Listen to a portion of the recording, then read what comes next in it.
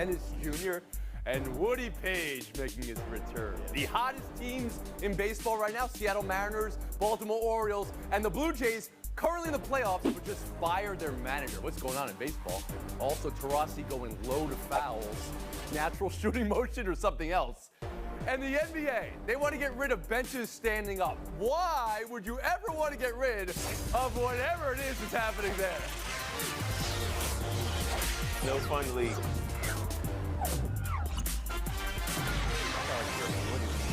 Major League Baseball All-Star break next week.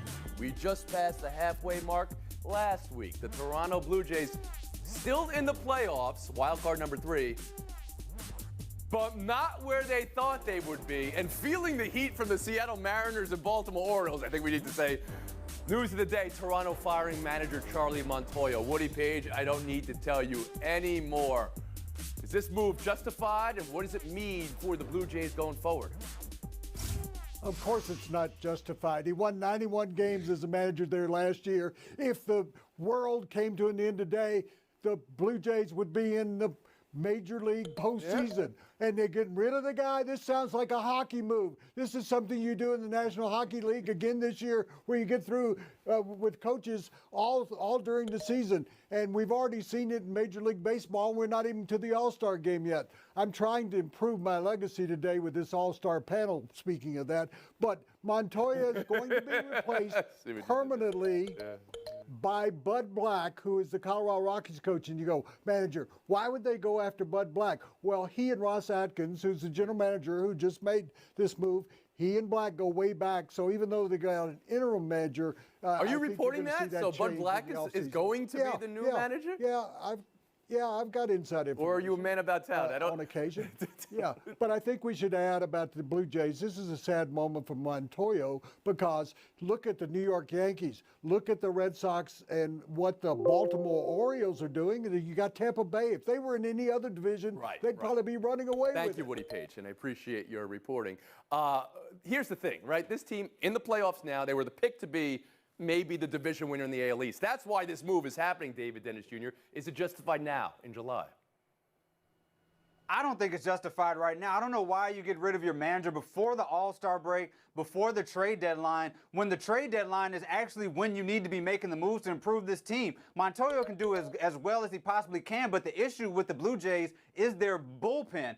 They are at a 4.26 ERA for the season. They've allowed 10 home runs this month, which is worse in the league. That bullpen is why they're not playing well. The bullpen is why they're struggling. Even the Stars Barrios is not doing what he was, what everybody thought he was going to do at the beginning of the season. So I'm not sure how much you put that on Montoyo when you could just make moves at the trade deadline to fix this team. The expectation was first place in the division. We know what the Yankees are doing, Justin. Is firing the manager in July justified? I don't really think so. This is more of a case of being a victim of your own success more than it is bad coaching. Like, look, you said it. They were predicted to win the AL East this year. They entered the season with a 12% chance to win the World Series, and this is still a good team here when you look at it. They're still in the postseason picture. They lead the major leagues in one-run wins. But we've seen this across sports. We've seen it time and time again when you don't live up to expectations. And last year, there were 20 games over 500, and they won a bulk of their home games, not even in Toronto. But when you don't live up to expectations, somebody's got to fall on the sword. And when you lose 9 of 11, like Toronto just did, it's going to be the manager. But here's what Toronto is banking on. You announced this right before the All-Star break. You hope it gets buried. And after the All-Star break, you hope you can catch fire. You hope that talent on that team like Barrios and Vlad Guerrero wake up. And although Washington and Atlanta didn't do this, they didn't fire their manager midseason, they caught fire in the second half of the season and went all the way. Not saying that they won the World Series, but you hope they wake up. Courtney Cronin.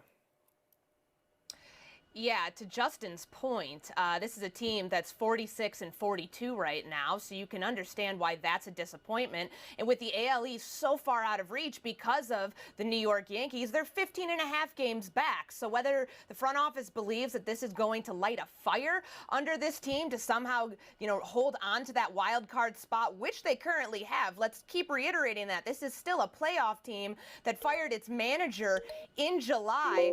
Like, we'll see if that happens to the point of Jose Barrios, though, like, this is not a World Series team with him pitching, a 5.39 ERA, because that's putting so much more pressure on their bullpen, so much more pressure on Alek Manoah and Kevin Gausman and the rotation, which they need to continue to address, and they should do by the August 2nd trade deadline. That's not the makeup of a World Series team, so I feel like it's a panic move. Woody Page, I go to you once more for panic move. I'd just like to add that all the problems they had to go through because of the pandemic and not being able to play in Toronto, and Montoyo got them through that, and he's developed Guerrero. He's helped develop Guerrero and Bichette as outstanding all-star players. I don't know why in the world They have 4 all-stars. I think that's part of it. They were picked to be first. They have 4 all-stars. You say he developed Guerrero. I think we can all agree Guerrero kind of came out fully developed. I mean, I'm talking about out of the womb fully developed. I like what you said, though, Woody, a hockey move. We've seen it be successful in hockey, too. Teams have fired coaches in hockey, and the Panthers just last year, and then turn it around very, very quickly. We'll move it on to another story, news of the day. Utah Jazz reportedly willing to listen to Donovan Mitchell trades.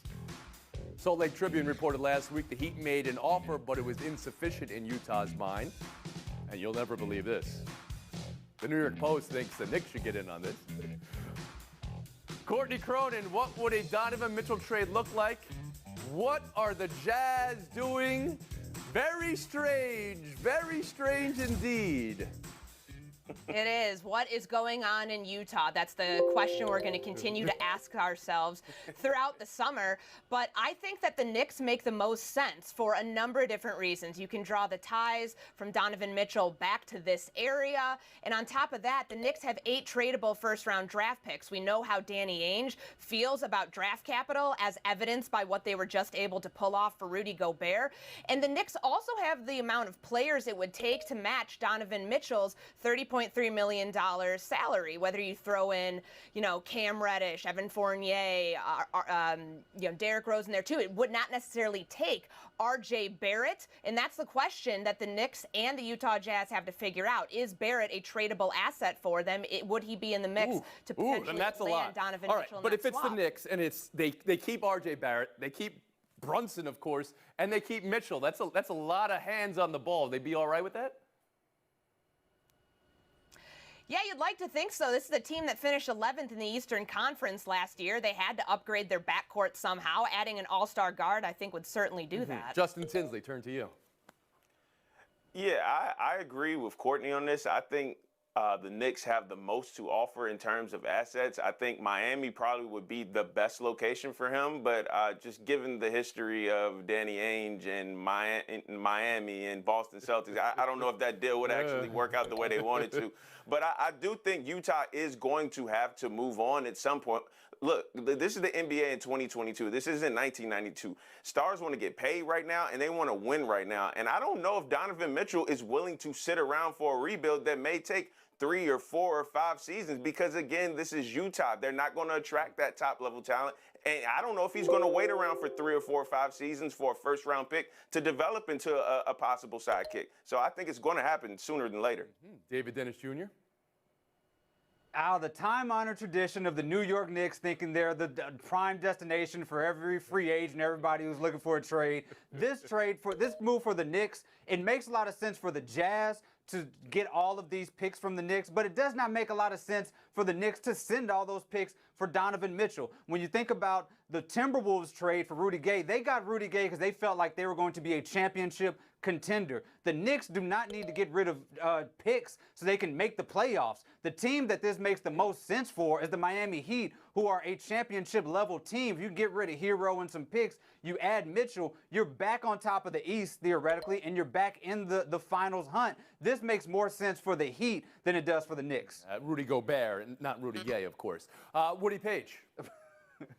Dennis, the team that makes the most sense for Donovan Mitchell is the Utah Jazz. He should stay there. Why would you give up your only other superstar, all-star player? You've lost a coach who has gotten you to 6 consecutive playoffs in the West, which no other team has accomplished, and you want to give up on him? Danny Ainge has a history in Boston of stockpiling draft choices. He's done that in the Gobert trade. Why does he have to get more And everybody says, well, the Knicks have to be involved. Well, the Knicks should be involved somewhere, but not at the expense of the Utah Jazz. It's so difficult to get free agents there and the Denver Nuggets. So I think it's a case of being in the mountains. You've got to develop your own superstars. Being in the mountains, and the Jazz have done.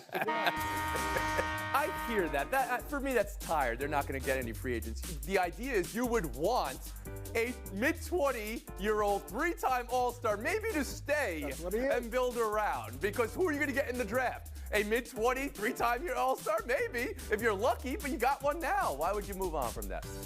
Yeah. One more story here. Kevin Durant, trade request day 13, nothing doing. But do you see him responding on Twitter? Did you add to your legacy today? This is the joke you made, Woody. I love this. This is a great bit to me. Having fun with fans, showing great leadership, doing the dishes. I mean, you guys get on him for burner accounts and being online too much. This is legit funny. We'll be back. Buy or sell in 2 minutes. Kevin Durant knows how to use Twitter. Around the Horn is presented by Corona Extra. And it's deeper team. You can do that in a lot of different ways, right? The draft's part of it, but free agency's part of that. Trades are part of that. So I definitely see a roadmap to putting a competitive team on the field with those guys. Roadmaps and formulas, sure. Every time you think the Angels can't lose more, they lose more. Came back last night only to blow it against Houston. Mike Trout left the game with back spasms. Woody Page, you buying or selling that the Angels can figure this out and win roadmap or formula or however with Ohtani and Trout? I'm selling it. Manassian couldn't find his way to the postseason with GPS, Sherpa guides, an Eagle Scout troop. You got the two of the best players in the game up the road. You got the Dodgers. They're able to find players down the road. In San Diego, you're able to find players. They got one of the richest owners, and they can't figure out any kind of formula. The best thing they can do is let those players go to somewhere where they can actually win. That's not the best thing they can do. I mean, that would maybe be the best for Ohtani or Trout. David Dennis Jr. The Angels, a formula with a roadmap? Look, Tony, I was a college professor for 5 years, which means that I know what it looks like when you've called on somebody and they have not done the reading. That's exactly how he sounded. He said things like many different ways and trades and free agency. Yes, we all know that. That is how teams are built. Well, we saw somebody who clearly does not instill confidence, and we're going directly into a route where these two stars are no longer on this team. Justin Tinsley, the formula to the roadmap to the postseason. Are the Angels, do they know what they're doing here? Look, I'm going to treat this as my FaceTime. I've been waiting on this. This is a complete and utter joke. This is the most embarrassing story in all of sports. All Trout has to his name is a postseason sweep. The Angels are 5-1 when Ohtani pitches in June. They're 6-26 in the other games. This is a joke. This is an embarrassment. This is an indictment on upper-level management. Do baseball a favor. Trade these stars. I have lost all respect for the Angels as a staff, as a record label, as a crew. I hate this story. Get these guys out of Los Angeles right now. A joke, an embarrassment, an indictment. It's a joke, bear indictment. There you go. Wow. Courtney Cronin on the Angels. I mean, this team is on track to miss the postseason for 12 of the last 13 years. They're their second team in Major League Baseball history to be 11 games above 500 and 11 games below 500 in the same season.